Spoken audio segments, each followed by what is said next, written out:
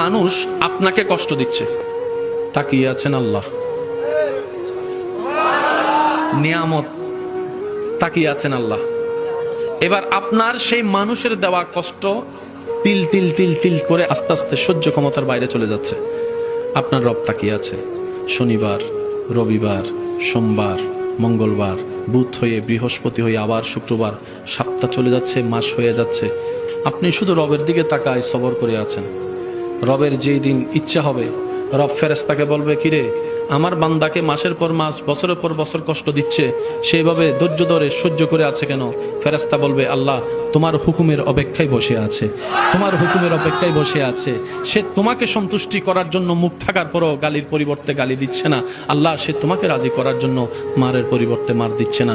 সে দুনিয়ার মানুষ সৃষ্টি তাকে কষ্ট দিচ্ছে, সে তোমার সৃষ্টিকে ভালোবাসা দিয়ে যাচ্ছে, মায়া দিয়ে যাচ্ছে, সেবা দিয়ে যাচ্ছে।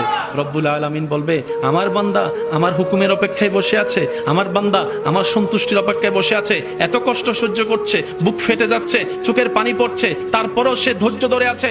ইন্নাল্লাহা মা'আস সাবিরিন। ফেরেশতা জেনে রাখো, আজকে থেকে আমি আল্লাহ আমার এই বান্দার সাথে আছি। তার ধৈর্য ধরাটা, অপেক্ষা করাটা আমি রবের পছন্দ হয়েছে। সুবহানাল্লাহ।